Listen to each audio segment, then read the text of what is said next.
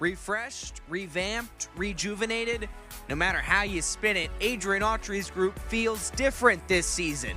Whether it is the arrival of Kiyan Anthony, maybe it's big man William Kyle, or a healthy Donnie Freeman. All I know is that snow is on the ground and basketball is in the dome. Now the Cuse heads to the city of brotherly love to get in the rink with Drexel, hoping to continue its strong start to the season. From kills to new faces, Cuse Countdown is here to break it all down, and it starts right now.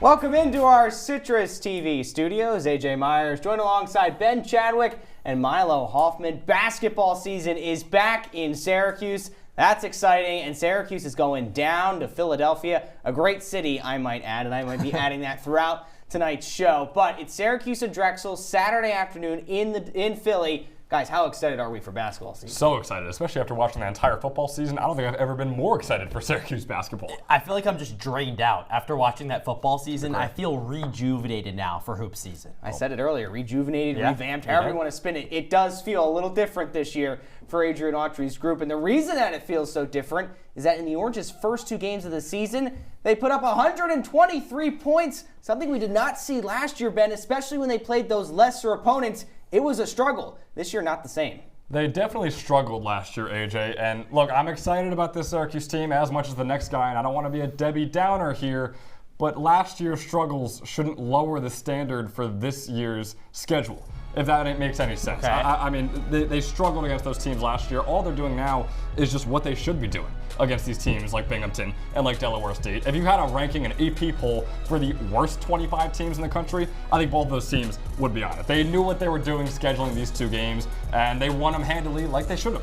Ben, I agree with you, but I don't know if I expected SU to be this good. I mean, they have the best defense in all of the country, and they're just absolutely bringing it on to their opponents. Also a scoring margin of nearly 40, which is best in the ACC. Now, I know we're only 2 games into the season. It's hard not to get ahead of yourselves, but when SU's doing this well to start out the year, it's just so exciting because at the end of the day, nothing is more exciting than Syracuse men's basketball here in the 315. Now, look, I don't have anything negative to say about the Orange. It's just that there's nothing positive to pull from it just yet for me, honestly. How is that possible? I mean, Syracuse is playing so some bad. of its best basketball it has in years. I have to give Ben a point here. I do think, Binghamton, Delaware State, Milo, they're a juggernaut. Sure. They're not going to be in your March Madness bracket. Sure, but after playing Lemoyne last year, SU really struggled, barely came over with a win against Youngstown State. I got to take this and run with it. And maybe one of the key differences that they did struggle in these early games is because of those freshmen, particularly Kiyan Anthony. J.J. Starling went down against Binghamton, probably the only blemish from those first 2 games. He went down with a leg injury. His status for Saturday is still up in the air. So against Delaware State, that meant Kiyan Anthony filled in, and Milo, he looked pretty good. I mean, I am so impressed. We know the name. We know of Carmelo Anthony, but Kiyan Anthony looks like a new player. And I know I've seen some of the clips in high school. He's the top recruit out of the state of New York, but Kiyan Anthony is really shifting away from that Carmelo Anthony stereotype. Melo's sort of that guy that's going to post you up in the mid-range. Of course, Kiyan's not as tall as Melo is, but he is so crafty when getting to the cup. It's unbelievable. Averaging 17 points a game is Kiyan Anthony, playing 29 minutes a game, which leads the team. I just would have not expected this heading into the season. Of course, J.J. Starling being hurt maybe helps that a bit, but still very impressed. Now, look, just because I wasn't impressed by the team overall against some rough opponents, and rough in terms of really bad, that doesn't mean I can't be impressed with an 18-year-old playing like this at the D1 level. I mean, he has been so impressive, and him getting that minute surplus in case of J.J. Starling, where he has gone out of the season for just a few games here, has been so impressive, and he is maybe slotting himself into a starting small forward role really soon here. That's definitely a question to be had. We saw Sadiq White up there as well, maybe getting his feet under him just a bit, but a 5-star, AJ, you can't really overlook that either. No, and maybe last year, Adrian Autry didn't really have 2 freshmen to call on. Maybe he does this year with Kyan Anthony and Sadiq White. But it's not just the freshmen. Syracuse brought in 7 transfers, really remodeled this entire roster. And Ben, there's a lot of really promising names early on. There absolutely are. And Adrian Autry did the right thing. He fully revamped this team. Last year's team was not up to the Syracuse standard. The Syracuse standard where they're making March Madness runs and ACC tournament runs. But no, the guys he brought in, guys like William Kyle, Tyler Betsy, Nathan George, you see them all on your screen right there. They have been fantastic. I want to focus on William Kyle as well. 3.5 blocks a game is a top 15 mark in the entire nation. Now with him and Tyler Betsy, I didn't exactly expect them to have this big of an impact. The only guy I expected to was Nathan George. I had high expectations. He's met those. But William Kyle and Tyler Betsy have proved me wrong, and I am a happy man because of it. William Kyle may have some of the best hops I have ever seen. And we didn't even talk about Nate Kings, who also was supposed to be really impressive. He struggled just a bit. Still in the starting lineup, though. I don't know how long that's going to last. But, I mean, yeah, you look at William Kyle. Nate George coming over from Georgia Tech, led the ACC in assists last year, and is showing exactly why he did, distributing the ball. Such a different look than what Jaquan Carlos sort of brought to the court a season ago. This SU team is just totally different. And I've talked with Tyler Betsy's head coach from high school as well, Jerry Quinn. Yeah. He's a legend. He's coached some NBA stars as well, Andre Drummond, Damian Lee are guys that come to mind. He told me, hey, Betsy is on that track right now, which should be something very promising for Syracuse fans moving forward. And it's not just newcomers. There are 2 returners, believe it or not. I mentioned one of them, J.J. Starling, who, again, we don't know his status yet, and he's only played 5 minutes before he had to exit that Binghamton game with that leg injury. But there is Donnie Freeman, who did get hurt last season. The first 2 games, he's been healthy, and he's looked really strong. Looked like a real leader for this group. Yeah. He really did. Yeah, go ahead, please. I mean, Donnie Freeman is just, he's been unbelievable. You talk about all those injuries. Need to limit those injuries for Donnie Freeman because when he's on the court, he is so impressive. He also has hops. We talked about William Kyle. Donnie Freeman could get up there as well. Stands at 6'9". He has the ability to move like someone, more of a shooting guard, more of a 6'6" type of guy. But Donnie Freeman is crafty. He's showing why he was a 5-star recruit coming into last season as his highest rated recruit since Carmelo Anthony. His name has come up a whole bunch so far. But you look at just the hops are unbelievable. The tomahawk dunks are off the chart. That seems to be his go-to move, right?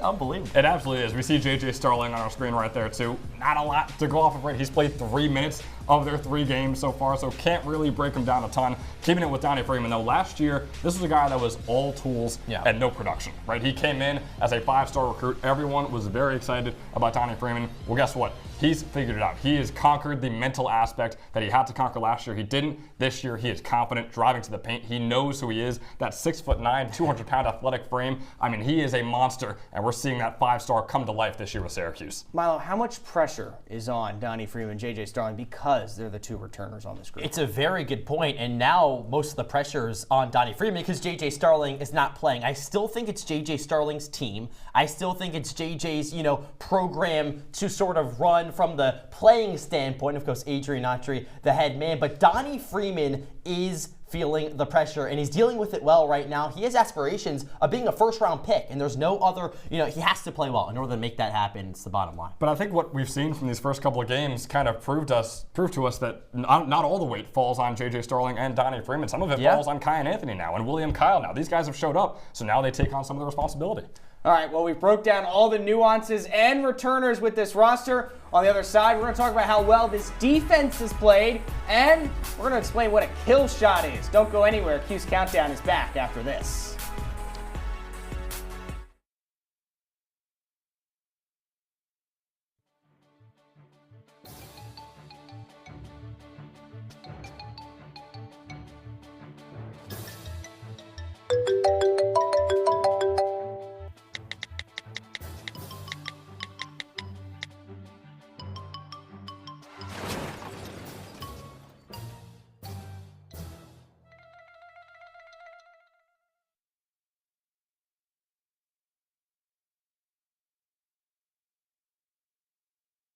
It's a beautiful day out here. Sunny today with light breezes, giving way to clouds in the afternoon. We could see some light precipitation to moderate precipitation later on, followed by powerful storm-like conditions. 90 miles per hour winds are expected. Authorities are asking everyone, stay indoors. Come on, that's it. Let's go.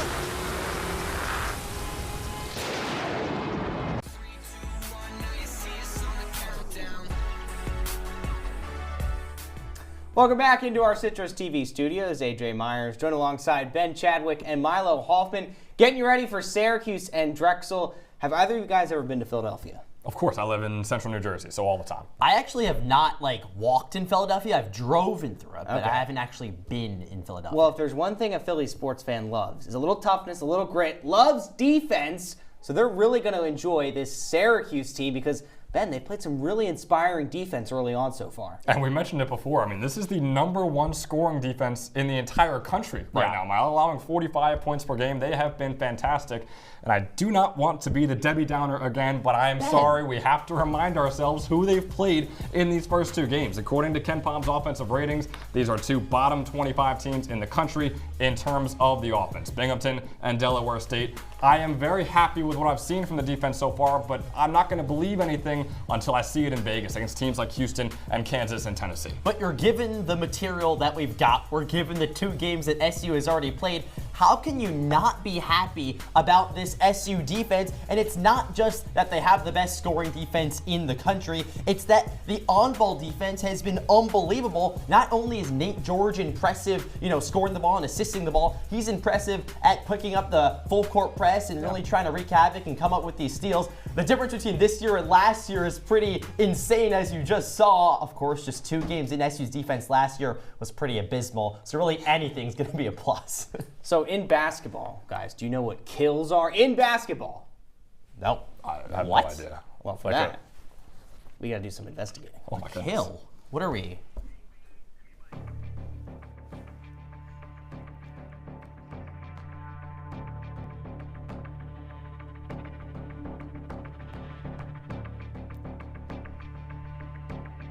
Welcome into CCSI. I'm investigator AJ Myers. Syracuse's defense so far in the young season has been surprisingly strong. Adrian Autry's group has held its 2 opponents to under 50 points. Plus, rivals are shooting less than 35% from the field, and the Orange have scored 49 points off of turnovers.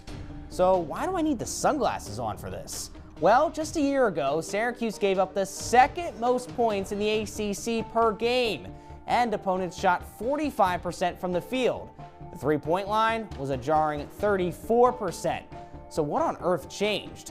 According to secret reports, the Orange have learned of a new advanced defensive metric that is called kills.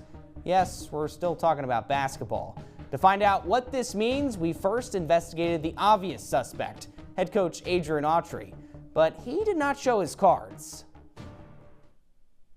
Yeah, it's a certain number, but I'm not going to give that those numbers up. But no, we've I think it was just a collective group of just watching programs. Every really good defensive program, they have whatever their thing is, and we had a little bit of help, but overall, I think it helped us and it helped our guys to really kind of really buy into it. And again, it's not there yet. We're just in the infancy stages of it. Autry would not bluff after the Delaware State game, yet roll the clock back to before the season began, and the head man provided a big hint. What's up, Cuse fans? We've been working on an idea for game days, and we need you to help us out. A huge goal of ours this season is to get 3 stops in a row. And if we can get 3 defensive stops in a row, it will increase our chance of winning the game. It's just that simple. It certainly was simple against Delaware State. The Orange held the Hornets to its lowest field goal percentage in a decade, and forward Donnie Freeman could not wait to talk about it. I think this year is we want to hunt. We want to hunt and use rushes. So, but killing is a part of hunting. So for us, 3 3 stops in a row is a kill for us. We want to keep stacking those as much as possible. So mathematically, if you get, I think it's 7 kills. If you get 7 kills in a game, you have a 95% chance of winning the game. So we just want to keep getting those as much as possible. Case closed. Kills are 3 stops in a row. If Syracuse gets 7 kills, the team has a strong chance of winning. Although every great lead investigator must have some sidekicks. don't worry. I have assembled Ben and Milo to show us further when and how the Orange are racking up these kills. Guys, help me out here. It sounds like I'm talking about Fortnite. AJ, I don't think you understand the severity of the situation. We're talking about golden scars and battle royales. We got something serious going on here, Milo. Yeah, Ben, don't get me wrong. I had my fair share of 20 bombs back in the day, but impressive. These types of kills are much more serious. And much more impressive, I would say as well. Not to shade on your 20 bombs in Fortnite back in the day. For this matter only. Good. I'm glad we're on good standing because we got to break down some of these defensive plays from the Orange. You look at their defense right here in man coverage. You know, they loved the zone back in the day with Coach Boeheim. Yeah. Coach Autry, they're going back to the man defense, and it's worked in these first 2 games. Let's watch this play right here. You see Nate George at the top. Good help defense from Donnie Freeman. Driving in. Solid look right there for Binghamton. Rims out, but check out William Kyle with the box out right there. Just an excellent job of getting rid of his man in the play. You talk about Syracuse with their set defense. Well, they can also get back in transition. Donnie Freeman getting up there and absolutely rejecting that attempt. The kills build momentum for Syracuse. It's a way to establish we're the ones that are running the pace of play in this ball game, and they showed that through their first 2 ball games of the season. And once you get those first 2 stops, you could feel the energy start to rise, specifically for the Syracuse bench, and sometimes in the dome as well. We see Kyle in defense right again on that JMA Dome logo. The bounce pass over is errant. Goes out of bounds. The kill is had. Look at the coaching staff. Look at the bench. They even all got know. some fans. Some fans even know what's going on with these kills. Just an electric scene, and Syracuse is trying to make even more of those scenes over and over and over again. You heard Donnie Freeman. You heard Coach Autry 7 times a game to get that 95% win chance. I'll take a 95% chance to win any day of the week. You talk about getting the fans involved. There's actually a stat they keep inside the dome, so more and more people are going to become aware of what is now the SU kill. All right, but another thing the kills do is lead out into transition buckets for Syracuse, and they did just that against Binghamton. You see Bing trying to work inside the paint here. Just fascinating defense. Nate George picks the pocket, and he's off to the races, all the way to the cup. We talked about momentum. Nothing builds more momentum than transition buckets. And this is just one sequence. I mean, we could break up plays if we want, but Ben, this is one straight one of Binghamton trying to score the ball into the bucket. SU this time with more of a set defensive possession, and Nate George again with hounding defense. Donnie Freeman with the help, and Donnie Freeman out in transition. Oh my goodness, lay down the hammer. Donnie Freeman's truly impressive. Kills are truly impressive. Oh, there we go. Nate George and his hands are just so quick. One of the best hands-on defenders I think Syracuse has this season. I want to move over to the Delaware State game to check out how Syracuse did in that one when it comes to those transition and fast break buckets. You see it right here. We got Nate Kings, not George. We got Kings just swatting it away like it's right in front of him. Cookies going the other way. An easy layup for Kings. That was just one of many transition points in this Delaware State game. You see another example right here. The ball at the top of the key, now left wing, Donnie Freeman, pickpocket, moving the other way, the smooth criminal that he is, takes the foul, puts the layup up. Donnie Freeman has been excellent. The Syracuse defense has been excellent. They have been so fun to watch, and they are so smooth with these kills, Milo. The hunt for kills just continues on as the season continues on. We're going to continue on here on Cuse Countdown. We're in an investigative mindset, so we're going to investigate Drexel on the other side of this. Stay with us.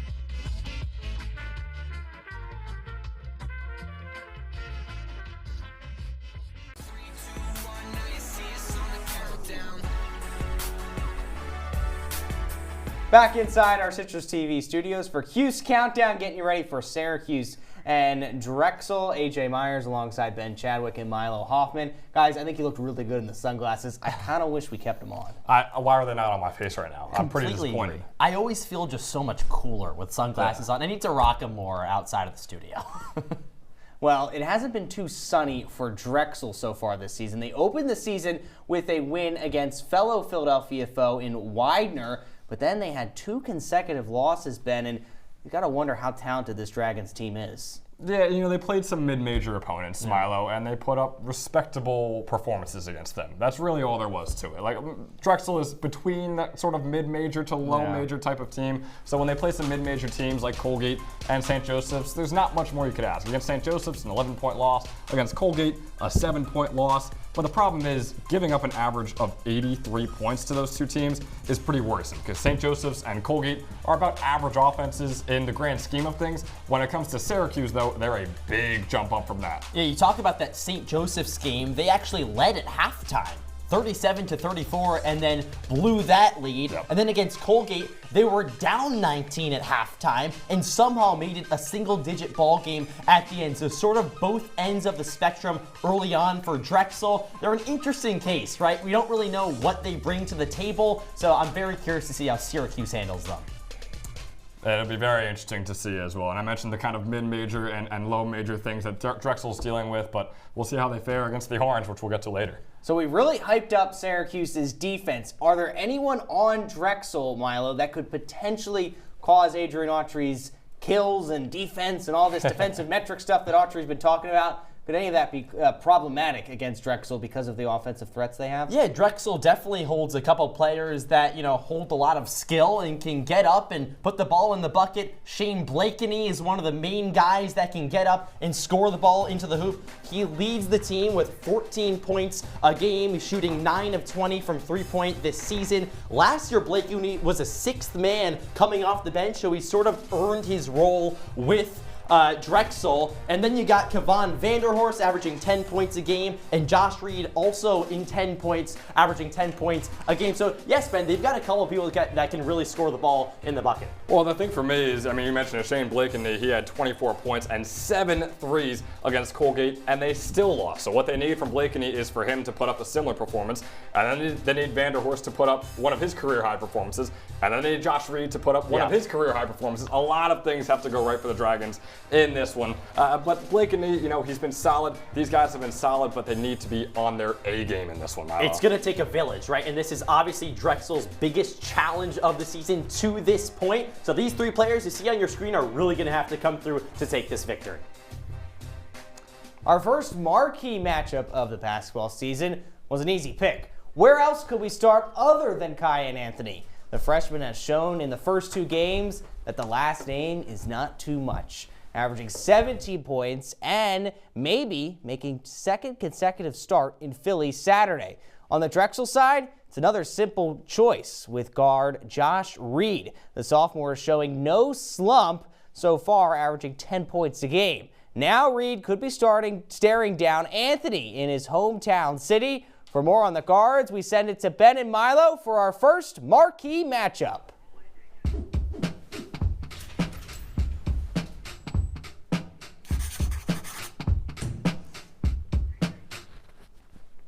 Welcome into our marquee matchup. Thank you so much, AJ. We've got Kyan Anthony. We've got Josh Reed. We're going to break it all down. Josh Reed is coming off the bench so far this season for Drexel, but he's really been a force to reckon with. Let's take a look at a couple plays. He can get into the paint and he can lay it up with some jelly off the glass. A little bit slower on this first offensive possession. He's got the pace to get inside the paint. He's really quick. Could have taken that 3, decided not to. The defense there a little bit lackadaisical, but he took advantage. He got to the cup. Sort of an all-around player that can just get it done on the defense and the offense. I mentioned the defense. That's defense right there. Pick in the pocket. Deny. That's what they tell you in AAU. That's what they told me. Just kidding. I didn't play AAU. I was trying to make that joke not funny. Josh Reed all the way to the cup. Deny. He has the defense. He has the speed. Just an all-around really good player. And you know who's all around really good, on offense at least? That's Kyan Anthony right next to you over there. His defense, sure, it's up in the air. He's just 18 years old. We give him some time. But offensively, my goodness, he has been excellent. On this first play, on the fast break, look at him on the left wing, moving inside, put up the leg. No, how about I find a wide open Donnie Freeman on the low block? Look at the playmaking and the basketball IQ from just an 18-year-old. The Euro step inside and then handing it off to Freeman because he's got the bigger frame. He's got the easier look to the basket. That is an incredible decision from the freshman. But he can still get buckets. The swing move underneath the arms of 37 right there, going up to the cup. I mean, my goodness, offensively scoring. We just watched playmaking as well. Kyan Anthony has been incredible. We saw him attacking the paint right there and attacking the bucket. How about some threes? With the contact, with the bucket, and one. Give me another at the line. Kyan Anthony getting some help from Stan Waterman right there too. Love that guy. Shout out to Stan Waterman. But Kyan Anthony has been electric all over the place. In the paint, outside the arc, everywhere he's at. Kyan Anthony is getting buckets and making plays happen. All right, we're just about to wrap things up here on Cuse Countdown, but stay tuned for our keys and predictions right after this.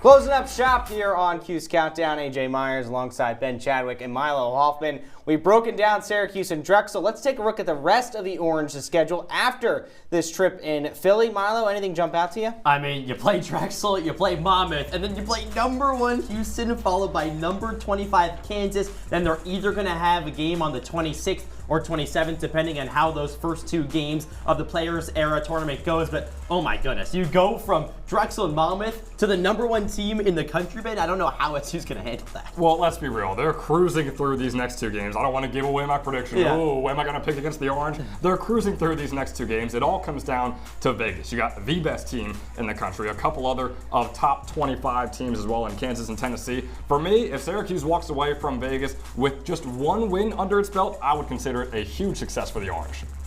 Now, unfortunately, this is the last week with the three of us, and I'm realizing, am I the shortest of the three of us? Maybe? No, they're putting out stilts. It doesn't matter. It doesn't matter. Ben, you had a very impressive prediction last week. Did I? You got it right. Look at that, 3-0, and you got the score right. Can I have some of that? AJ, you ditched magic? us. I don't like this. Well, Milo, last time, if we investigate further, I think you ditched us. It's like when Adam Levine leaves Maroon 5 and does his own stuff. I have to get away from you guys to get successful. I can confirm I never ditched Can I point out, all three of those predictions are like very close. Ben just so happened to get it on the nail. It's not luck, it's skill. Something was working. And I am proud. Ben, as a fellow teammate, I'm proud to see you up top. I remember at the first show, we all said we wanted to be 1, 2, 3. Yeah. Milo, that didn't quite happen. Well, listen, there's still time to, we're gonna put our prediction here. And also, the differential, I have the same differential as Ben, -6. So I think we're somewhat even. I just had more opportunities, I guess so. All right, what are our predictions this week, Ben? Start with you.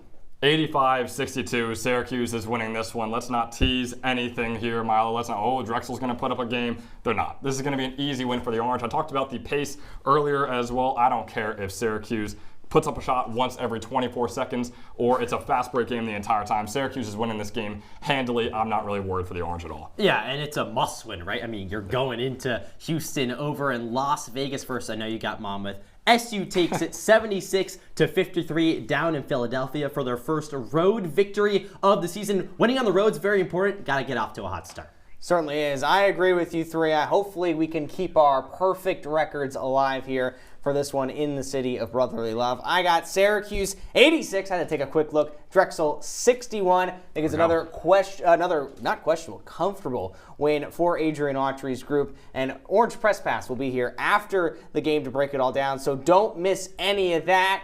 And also, I think coming from the three of us, we got to give a big thank you to our entire production crew behind the studios. They do a fantastic job, guys. They've been excellent with us all year, dealing with all the shenanigans we do during the show, before the show, after the show. Big props to them. Couldn't ask for a better crew to put these shows out there, and so excited to be on it with you guys as well. That's all the time we got here in this episode of Cuse Countdown. All that's left to do is watch this Syracuse and Drexel game from the city of brotherly love. For AJ Myers, Ben Chadwick, Milo Hoffman, saying so long.